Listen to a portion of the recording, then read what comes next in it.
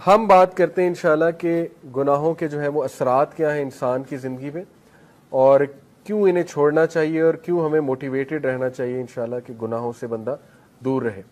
سب سے پہلی بات تو یہ سمجھ لیں، دیکھیں کہ گناہ کی نیچر ہی ایسی ہے کہ وہ آپ کو نقصان دے گا۔ یہ اس لیے نہیں ہے کہ اللہ آپ کو پنش کر رہا ہے، اللہ تو انسان کو پنش کرنا چاہتا ہی نہیں۔ قرآن میں ہے، سورہ نساء میں اللہ کہتے ہیں اللہ تمہیں پنش کر کے کیا کرے گا اگر تم اللہ کے ماننے والے اور اللہ سے استغفار کرتے ہو، اللہ کا شکر کرتے ہو۔ اصل میں تو انسان خود پنش کرتا ہے اپنے آپ کو۔ تو جس طرح ایک ریڈیو ایکٹیو مٹیریل نقصان دہ ہے، اس کے قریب آپ جائیں گے آپ کو کینسر ہو جائے گا گاما ریز کی وجہ سے، اسی طرح گناہ ہے، آپ اس کے قریب جائیں گے ہو ہی نہیں سکتا آپ کو نقصان نہ ہو، نقصان آئے گا ہی آئے گا، تو وہ ہم خود اپنا نقصان کر رہے ہیں۔ ٹھیک ہے، تو اس کے اثرات کیا ہیں؟ سم of the consequences of sun, ابن القیم کی کتاب سے اخذ شدہ ہیں یہ کانسیکوینسز، 9-10 کانسیکوینسز انہوں نے بتائے ہیں۔ یہ اس لیے ہے کیونکہ نفسیاتی طور پہ ہمیں جب ایک چیز کے اثرات پتہ لگ جائیں کانسیکوینسز، تو موٹیویشن آ جاتی ہے اس سے بچنے کی، اس لیے بتا رہا ہوں۔ ٹھیک ہے، پہلی چیز ہے جی کہ نالج سے ڈپرائیو ہو جانا، جتنا بھی آپ کو علم تھا جو بھی تھا اس سے ڈپرائیو ہو جاتا ہے انسان، کیونکہ نالج لائٹ ہے، نور ہے، گناہ جو ہے وہ نور کو لے لیتا ہے۔ اور یہ اکثر اسلاف جب ان کے پاس کوئی شکایت کرتا تھا آ کے کہ میری میموری ویک ہو گئی ہے، یا مجھے کچھ چیز یاد تھی، قرآن کا کچھ پورشن یاد تھا وہ بھول گیا ہے، تو وہ اکثر انہیں یہی ایڈوائز کرتے تھے کہ آپ استغفار کریں، کیونکہ گناہوں کی وجہ سے چیزیں بھول جاتی ہیں۔ ٹھیک ہے، تو یہ ایک بہت بڑا اثر ہے۔ اللہ معاف کرے کسی نے قرآن حفظ کیا ہوا ہے اور وہ بالکل نکل گیا ہے دل سے، تو یہ ایک فکر کرنے والی بات ہے، اور اس کو کوشش کرنی چاہیے اس کو واپس لائے اور اپنے گناہوں کو بھی ظاہر ہے ان سے توبہ کرے۔ دوسری چیز، رزق کا چھن جانا۔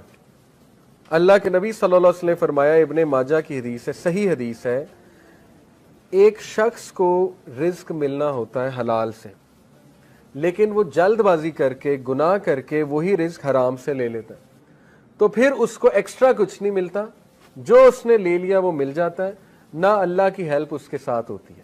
اور یہ جو حدیث ہے جو میں ابھی سنانے لگا ہوں، یہ کیا ہے؟ A man is deprived of provision because of the sins that he commits۔ انسان کو رزق سے ڈپرائیو کر دیا جاتا ہے اس کے گناہوں کی وجہ سے۔ اب یہاں پہ ہو سکتا ہے آپ کے ذہن میں سوال ہے کہ نہیں یار فلانا اتنے گناہ کرتا ہے، وہ تو موجیں کر رہا ہے، ٹھیک ہے، اس نے تو پلاٹ بنا لیے، یہ کر لیا وہ کر لیا۔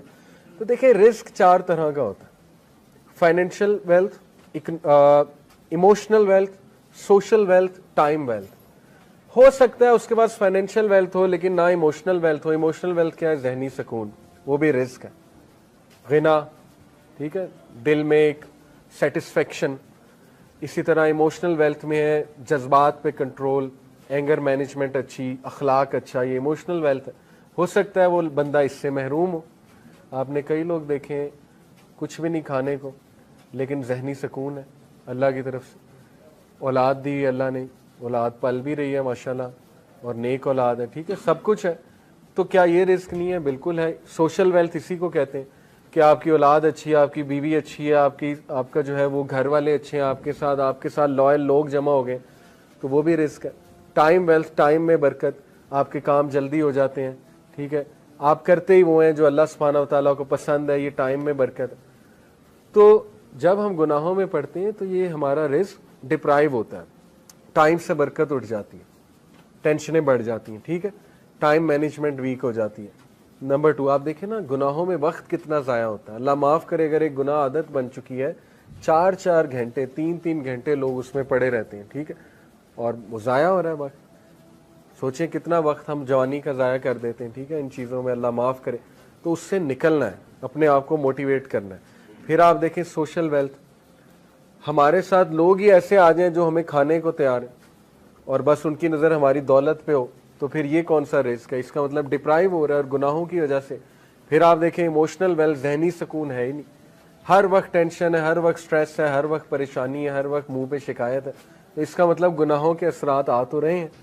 تو اس لیے گناہوں کے اثرات رزق کی تنگی سے آتے ہیں، ٹھیک ہے۔ رزق کبھی اللہ بڑھا کے دیتا ہے، کبھی گھٹا کے دیتا ہے، اوور آل رزق تو لکھا ہوا ہے، لیکن یہ اللہ کی ڈسٹریبیوشن ہے۔ اللہ اپنے بندوں کو چیک کرنے کے لیے کبھی زیادہ دے دیتا ہے اس کوانٹٹی میں سے، کبھی کم کر دیتا ہے، جب وہ دوبارہ استغفار کرتے ہیں پھر بڑھا دیتا ہے، ٹھیک ہے۔ یہ اللہ بادشاہ ہے، اللہ جیسے چاہے کر سکتا ہے۔ नंबर 3, अल्लाह और बंदे में एक ला ताल्लुकी, सेंस ऑफ एलिनेशन, जो बहुत बड़ी पनिशमेंट है, अल्लाह माफ, बल्कि सबसे सीरियस बात है ही है।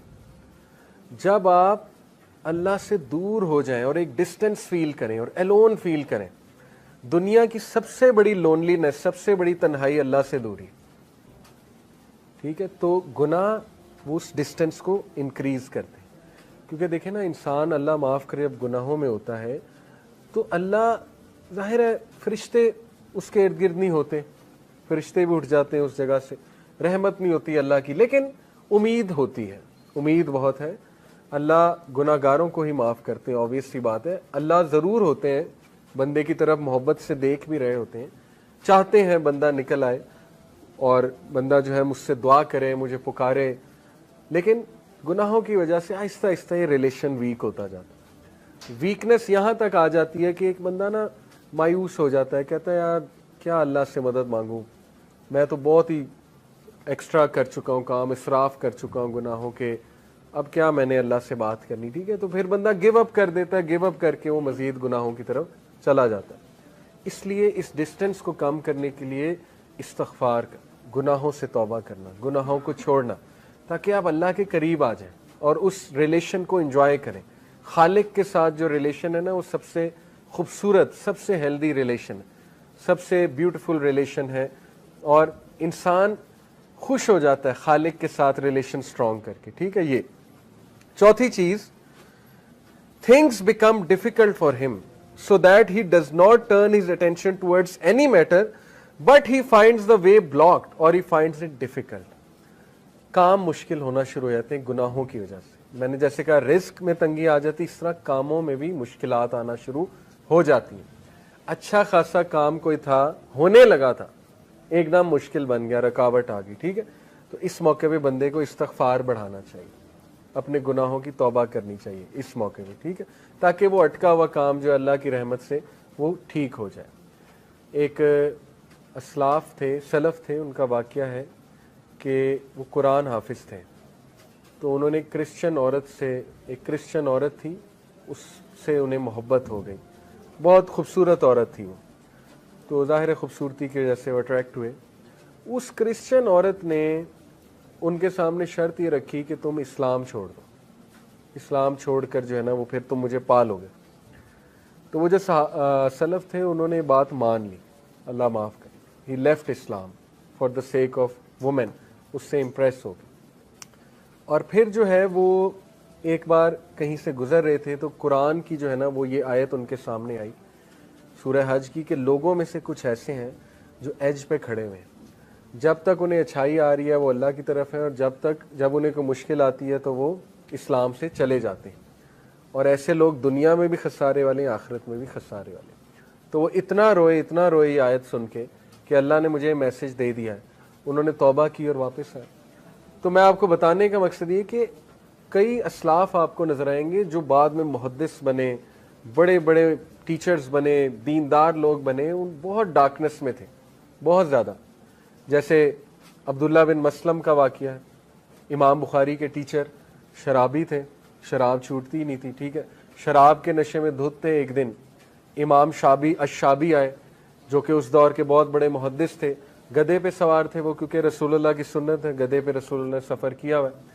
उन्होंने बड़ा मजाक उड़ाया, अब्दुल्ला बिन मसलम ने शराब के नशे में धुत बेशर्मी से उनके सामने गए, कहते हैं भाई कौन हो तुम लोग, तुम्हारे इर्द गिर्द जमा हो रहे हैं, किधर से आए हो।